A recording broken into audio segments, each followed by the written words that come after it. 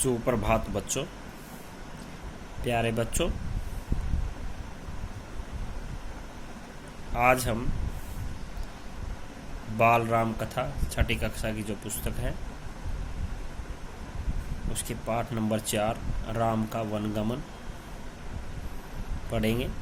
इससे पहले हम 3 अध्याय पढ़ चुके हैं और उसके जो प्रश्न उत्तर थे मुख्य वो कर चुके हैं और मुझे आशा आपने वो अपनी नोटबुक में नोट भी कर लिए होंगे और उन्हें याद भी कर लिया होगा, क्योंकि आपके ऑनलाइन टेस्ट चले हुए हैं।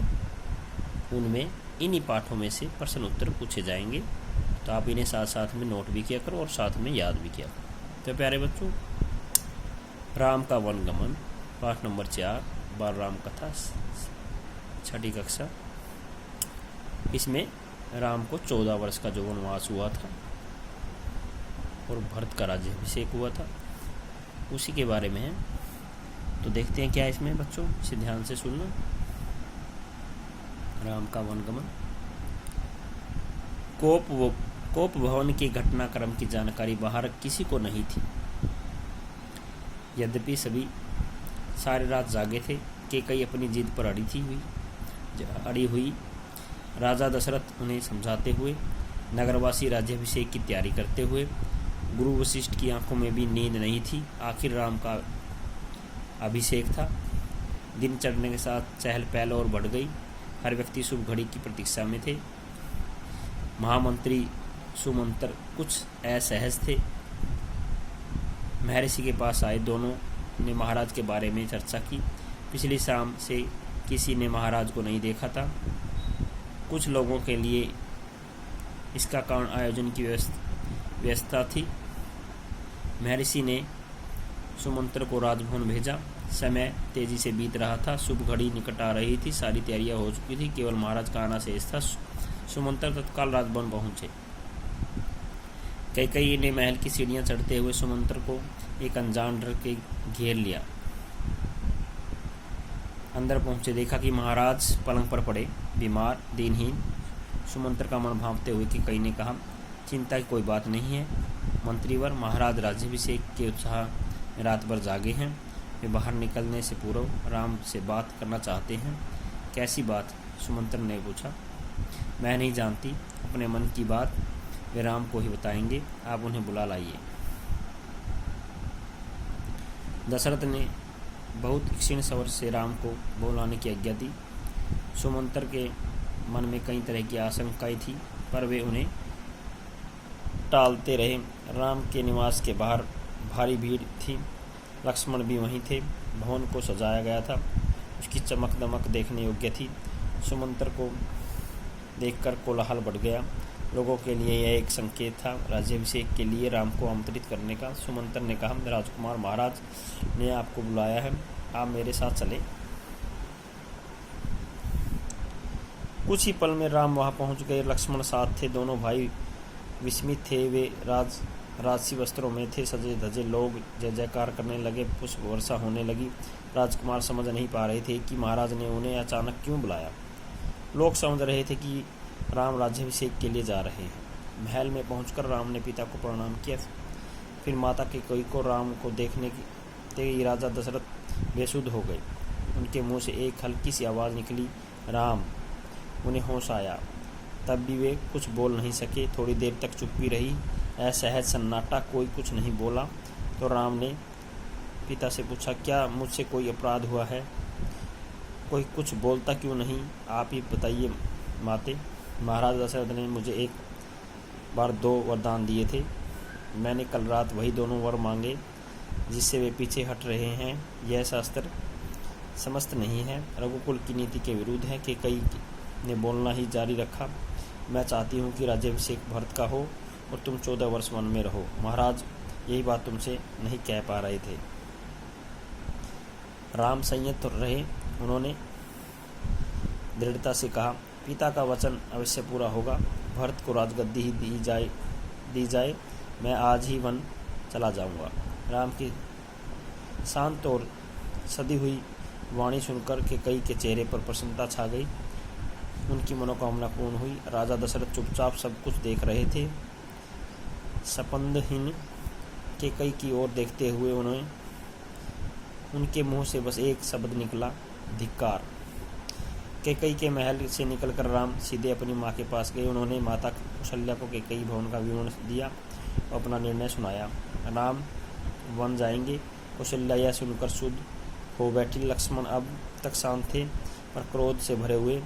राम ने समझाया और उनसे वन जाने की तैयारी के लिए कहा। कौशल्या का मन था कि राम को रोक ले, वन न जाने दे, राजगद्दी छोड़ दे, पर वह अयोध्या में रहे। उन्होंने कहा, पुत्र, वह राजज्ञा अनुचित है, उसे मानने की आवश्यकता नहीं। राम ने उन्हें नम्रता से उत्तर दिया, यह राजज्ञा नहीं, पिता की इच्छा आज्ञा है। उनकी आज्ञा का उल्लंघन मेरी शक्ति से परे है। आप मुझे आशीर्वाद दें। लक्ष्मण से राम का संवाद जारी रहा। राम ने वनगमन को भाग्यवश आया उल्ट फेर कहा। लक्ष्मण इससे सहमत नहीं थे, वे इसे कार्यों का जीवन मानते थे। उन्होंने राम से कहा, आप बाहुबल से अयोध्या का राज सिंहासन छीन लें, देखता हूँ कौन विरोध करता है। अधर्म का सिंहासन मुझे नहीं चाहिए, मैं वन जाऊँगा। मेरे लिए तो जैसा राज सिंहासन वैसा ही वन। कौशल्या ने स्वयं को संभाला, उठी और राम को गले लगा लिया। वे राम के साथ वन जाना चाहती थी। राम ने मना कर दिया, कहा कि वन पिता को आपके सारे ही की अधिक आवश्यकता है। कौशल्या ने राम को विदा करते हुए कहा, जाओ पुत्र, 10 दिशाएं तुम्हारे लिए मंगलकारी हों, मैं तुम्हारे लौटने तक जीवित रहूंगी। कौशल्या भवन से निकलकर राम सीता के पास गए, सारा हाल बताया, विदा मांगी, माता पिता की आयु का उल्लेख किया, उनकी सेवा करने का आग्रह किया। कहा, प्रिय, तुम निराश मत होना, 14 वर्ष के बाद हम फिर मिलेंगे। राम ने वन गमन का समाचार तब तक सीता के पास नहीं पहुंचा था। राम को देखकर कुछ आशंका हुई, अनिष्ट कि राम ने विदा मांगी तो सीता व्याकुल हो गई, क्रोधित भी हुई, निर्णय पर प्रतिवाद किया। राम नहीं माने तो सीता ने उनके साथ जंगल में जाने का प्रस्ताव रखा। सीता ने कहा, मेरे पिता का आदेश है कि मैं छाया की तरह हमेशा आपके साथ रहूं। अंततः राम को उनकी बात माननी पड़ी। तभी लक्ष्मण भी वहां आ गए, वह भी साथ जाने को तैयार थे। राम ने उन्हें इसकी स्वीकृति दे दी, सिंगर तैयारी करने को कहा। राम चाहते थे कि सीता वन जाए, अयोध्या में रहे। अयोध्या में रहे, वे इसकी अनुमति दे चुके थे। फिर भी उन्होंने एक और प्रयास किया। सीते, वन का जीवन बहुत कठिन है, न रहने का ठीक स्थान, न भोजन का ठिकाना, कठिनाइयाँ कदम कदम पर। तुम महलों में पली हो, ऐसा जीवन कैसे जी सकोगी? सीता ने उत्तर नहीं दिया, मुस्कुरा दी। उन्हें पता था कि राम अपने लिए वचन से पलट नहीं सकते। राम वन जा रहे हैं, यह समाचार पूरे नगर में फैल चुका था। नगरवासी दशरथ और कैकई को धिक्कार रहे थे। कुछ देर पहले तक जहाँ उत्सव की तैयारियां थी, वहाँ उदासी ने घर कर लिया। सड़कें गीली थी, लोगों ने आंसुओं से सबकी इच्छा थी कि राम सीता वन न जाए। वे उन्हें रोकना चाहते थे पर बेबस थे।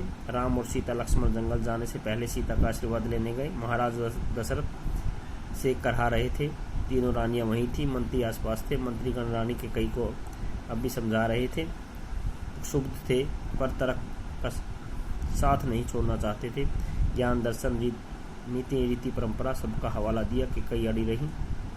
राम ने कक्ष में प्रवेश किया तो दशरथ में जीवन का संचार हुआ। वे उठकर बैठ गए। उन्होंने कहा, पुत्र, मेरी मति मारी गई है, मैं वचनबद्ध हूँ, ऐसा निर्णय करने के लिए विवश हूँ, पर तुम्हारे ऊपर कोई बंधन नहीं है। मुझे बंदी बना लो और राज संभालो। यह राज सिंहासन तुम्हारा है, केवल तुम्हारा।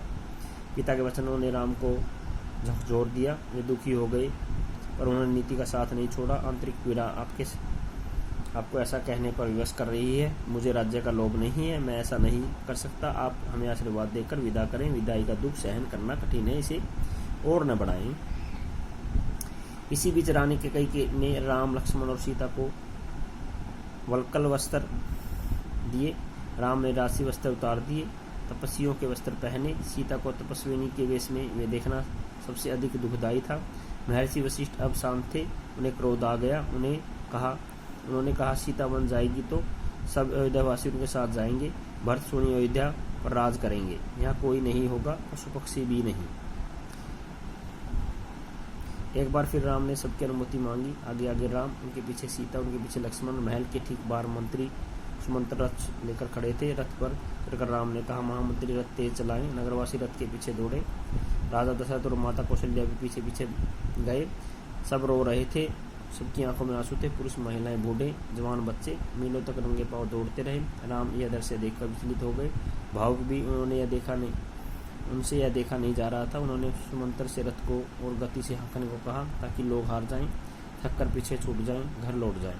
राजा दशरथ लगातार रथ की दिशा में नजरें गड़ाए खड़े रहे जब तक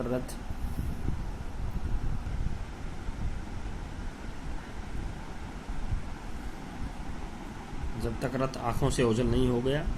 रथ दिखना बंद हुआ तो वे धरती पर गिर पड़े। रथ दिन भर दौड़ता रहा। वन अभी दूर था। तमसा नदी के तट पर पहुंचते पहुंचते शाम हो गई। वनवासियों ने रात वहीं बिताई। अगली सुबह वे दक्षिण दिशा की ओर चले गए। हरे भरे खेतों के बीच गोमती नदी पाकर राम, सीता और लक्ष्मण सई नदी के तट पर पहुंचे। महाराजा दशरथ ने राज्य की सीमा वहीं समाप्त होती थी। राम ने मुड़कर अपनी जन्मभूमि को देखा, उसे प्रणाम किया, कहा, हे जननी, अब 14 वर्ष बाद ही तुम्हारे दर्शन कर सकूंगा। शाम होते होते वे गंगा के किनारे पहुंच गए। श्रृंगेश्वरपुर गांव में निषाद राज भूप ने उनका स्वागत किया। राम ने रात वहीं विश्राम किया। भूराज के अतिथि के रूप में वन क्षेत्र आ गया था, नदी के उस पार। अगली सुबह राम ने महामंत्री को समझा बुझाकर वापस भेज दिया। दोनों राजकुमार और सीता ने नाव से नदी पार की। सुमंत्र तट पर खड़े रहे। वनवासियों ने उस पार उतरने तक, उसके बाद वे अयोध्या लौट आए।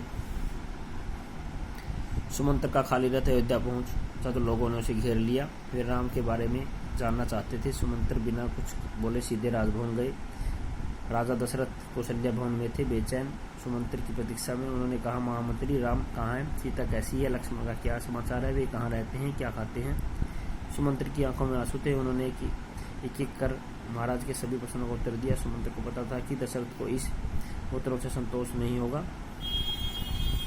महाराज की बेचैनी बनी रही, बढ़ती गई। वनगमन के 6ठे दिन दशरथ के प्राण त्याग दिए। राम का वियोग उनसे सहा नहीं गया। दूसरे दिन महर्षि वशिष्ठ ने मंत्री परिषद में चर्चा की। सबकी राय थी कि राजगद्दी खाली नहीं रहनी चाहिए। तय हुआ कि भगवंत को तत्काल अयोध्या बुलाया जाए। घुड़सवार दूत रवाना किए गए। इस निर्देश के साथ ही उन्हें अयोध्या की घटनाओं के संबंध में मौन रहना है।